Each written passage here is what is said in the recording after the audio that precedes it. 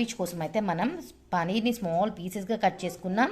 Sweet కార్న్ని ఇలాగే తీసుకున్నామండి, పచ్చిగా ఉడకబెట్టిన అవసరం లేదు. తర్వాత chilli or capsicum, grated carrot and cabbage అనమాట. నేనైతే లెట్యూస్ తీసుకున్నాను, క్యాబేజ్ అయినా తీసుకోండి. So and this is for garnishing Amul butter అనమాట. అండ్ దీంతో పాటు మనం శాండ్విచెస్ చేస్తున్నాం కాబట్టి మనం హోల్ వీట్ శాండ్విచ్ బ్రెడ్ తీసుకుంటున్నాం. Okay, so let's go in to the process. అంటే ఫస్ట్ దీంట్లోకి అయితే నేను ఏమీ సాల్ట్ గట్రా ఏం యాడ్ చేయట్లేదండి. చాలా హెల్దీ శాండ్విచ్. సాల్ట్స్ ఇవన్నీ యాడ్ చేసామంటే దీంట్లోని వాటర్ మొత్తం యూజ్ అవుట్ అయిపోతుంది. సో మన బటర్లో కూడా న్యాచురల్గా సాల్ట్ ఉంటుంది. మీకు సాల్ట్ కావాలి అనుకున్న వాళ్ళు మాత్రం సాల్ట్ యాడ్ చేసుకోండి ఫ్రెండ్స్. లేదు అంటే హెల్దీగా ఇలాగే కంటిన్యూ చేసేసేయండి. సో షెజ్వాన్ సాస్ అప్లై చేస్తున్నాను. ఏదేని సాస్ అయితే మనం ఫస్ట్ బేస్గా మనం అప్లై చేసుకోవాలి. ఈ సాస్ యాడ్ చేసిన తర్వాత దీని మీద మనం ఇలా చిన్నగా టాపింగ్ని స్ప్రెడ్ చేసుకోవాలి ఫ్రెండ్స్. చూడండి, ఎక్కువ అవసరం లేదు, జస్ట్ లైట్గా.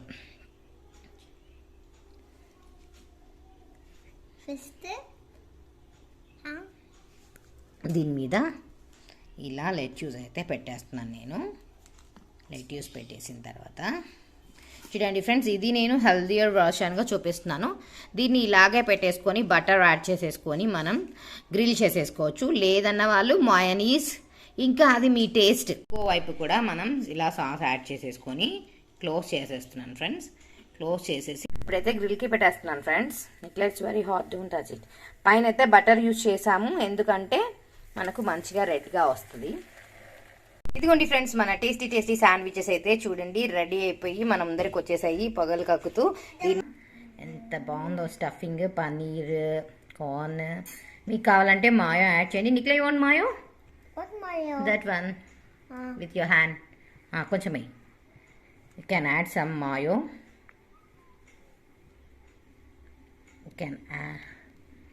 You can add some mayonnaise.